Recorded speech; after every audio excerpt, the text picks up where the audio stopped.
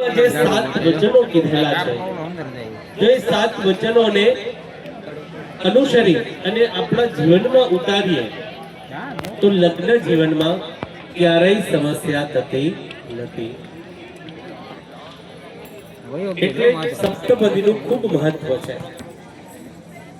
તો બધા સાંભળે કે ન સાંભળે, તમારે અવશ્ય સાંભળવાના છે અને એને અનુસરીને ચાલશો તો તમારા જીવનની અંદર જે પણ કઈ સમસ્યા આવવાની હોય તો લક્ષ્મી નારાયણ એ સમસ્યાને દૂર કરશે. આપણે ગણપતિ મહારાજની ગણપતિ મહારાજ ઘણા એમને કહ્યું કે 7 ફેરા હોય કે નહીં, ફેરા 4 જ હોય છે: ધર્મ, અર્થ, કામ અને મોક્ષ. સપ્તપદીના 7 વચનો. 7 ફેરા ક્યાં ફેરાય છે? પિક્ચરોમાં અને સિરિયલોમાં. ક્યાંય આપણા શાસ્ત્રમાં 7 ફેરાનું લખેલું નથી. માટે જે 7 ફેરા ફેરવી રહ્યા છે એ પણ તદ્દન ખોટા છે. વચન ક્યાંય છે નહીં. માટે 4 જ મંગલ ફેરા છે. મંગલ ફેરા પછી આ સપ્તપદીનું આપણે વાંચન કરીએ. 7 મંગલ શ્લોકો જે આપણા શાસ્ત્ર બતાવેલા છે એનું વાંચન ભાવાર્થ કરીશું. તત્તો મે અખિલ સૌભાગ્યમ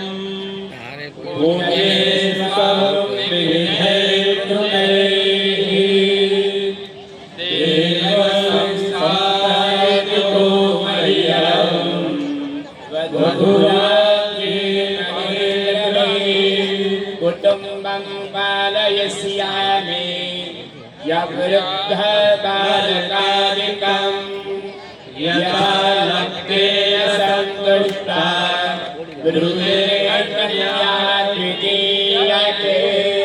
પહેલા પગલે કન્યા કહે છે, મેં જન્માંતરમાં વિવિધ પ્રકારે કરેલા પુણ્યના પ્રતાપથી તમારી પ્રાપ્તિરૂપ મારું સમગ્ર સૌભાગ્ય મેળવ્યું છે.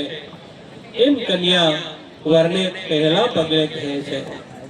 બીજા પગલે કુટુંબ પાલયિષ્યામિ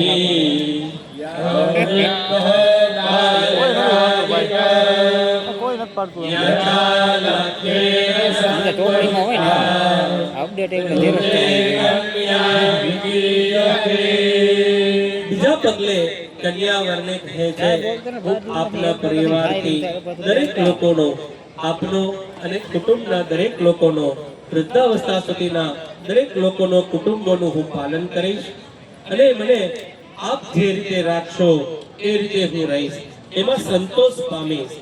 એમ કન્યા વરને બીજા પગલે કહે છે.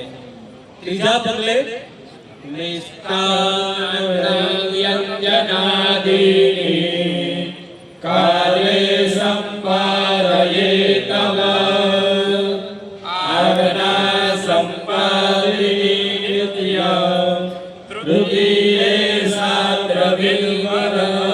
ત્રીજા પગલે કન્યા કહે છે કે હું પ્રતિદિન આપની આજ્ઞાનું પાલન કરીશ અને સમયસર મીઠા અન્ન અને શાકાદી તૈયાર કરી આપીશ. એમ વર પ્રતિ તે કન્યાને ત્રીજા પગલે કહે છે. ચોથા પગલે સુધે શૃંગાર ભૂષાહ વાન્માનકાય કર્મભિ ક્રિયાસ્યામિ ત્વયા સાર્ધ તુરીયે સાવધિર્વર. ચોથા પગલે કહે છે કે હું સ્વચ્છતા પૂર્વક સર્વે શણગાર ધારણ કરીશ. મન, વાણી અને વચનથી આપની આજ્ઞાનું હું સતત પાલન કરીશ. એમ કન્યા વરને ચોથા પગલે કહે છે. પાંચમા પગલે દુઃખે વિલાસિતે દુષ્કા સુખ દુઃખ વિભાગિની નાહં પરતરમ્યામિ પંચમે સાદ્રવિલ્વર. પાંચમા પગલે કન્યા કહે છે, દુઃખમાં ધીરજ રાખનારી અને સુખમાં પ્રસન્ન થનારી હું તમારા સુખ અને દુઃખનો સાથી રહીશ. કદાપી બીજા કોઈનો વિચાર નહીં કરું. આ પ્રમાણે પાંચમા પગલે કન્યા તે વરને કહે છે. છઠ્ઠા પગલે અને સાતમા પગલે સુખેન સર્વ કર્માણિ કરિષ્યામિ ગૃહે તવ સેવા સ્વસ્વયોશ્ચાપિ બન્ધૂનાં સત્કૃતિ લભા યત્ર ત્વાહાતર નાહં વસ્તે પ્રિયં ક્વચિत् નાહં પ્રિયેણ વક્ષ્યામિ કન્યા સસ્તે પવિત્રવી.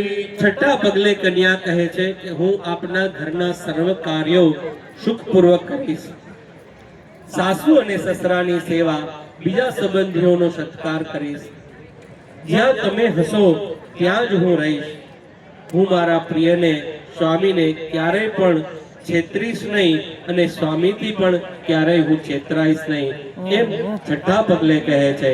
સાતમા પગલે ઓમ યજ્ઞાધિકારીષુ ભવામિ ચ સહાયકૃત ધર્માર્થ કામકારીષુ મનોવૃત્તાનુસારિણી સર્વેન્દ્ર સાક્ષિણસ્ત્વં મે પદે ભૂતોऽસि સામ્પ્રતમ દેહો મયા વિતસ્તુ સત્તમે સાત્રવિદ્વર. સાતમા પગલે કન્યા વરને કહે છે કે હે સ્વામી, હોમ યજ્ઞાદિ કાર્યોમાં, દરેક ધાર્મિક કાર્યોની અંદર હું તમને સહાધ્યાય રહીશ, આપની સાથે રહીશ અને ધર્મ, અર્થ તથા કામ સંબંધી કાર્યોમાં હું તમારી ઈચ્છાને આધીન રહીશ. અહીં અગ્નિદેવ, બ્રાહ્મણો અને માતા પિતાની સર્વે લોકોની સાક્ષીમાં તમે મારા સ્વામી થયા છો અને મેં મારો દેહ આપને સમર્પિત કર્યો છે, એમ કન્યા વરને સાતમા પગલે કહે છે. ઋષિ મુનિઓએ આ 7 વચનો કહ્યા. અત્યારના સમય પ્રમાણે તમને શોર્ટ એન્ડ સ્વીટ ટૂંકમાં કહું. એકબીજાને સમજીને રહેશો, અન્ડરસ્ટેન્ડિંગ થી રહેશો. સમસ્યા આવવાની જ હોય, પણ એને કઈ રીતે હેન્ડલિંગ કરવી. ભાઈને ઓફિસનું કઈ કામ હોય, ધંધાના કોઈ કામ હોય, એમાં વધારે પ્રવૃત્ત હોય તો ત્યારે કન્યાએ એમને સપોર્ટ આપવો પડશે. બહેનોને કાંઈ પણ એવા કાર્ય હોય તો એમાં વરને પણ એમને સપોર્ટ આપવો પડશે. ટૂંકમાં અન્ડરસ્ટેન્ડિંગ થી રહેશો તો તમારા લગ્ન જીવનની અંદર ક્યારેય કોઈ સમસ્યા થશે નહીં. અહીં આ તરફથી ઓલી તરફ 7 સોપારી ઉપર ચોખાના દાણા પધરાવો. ઓમ સપ્તાચલ દેવતાભ્યો નમઃ. સકલોપચારાર્થ ગંધાચલ પુષ્પાણિ સમર્પયામિ.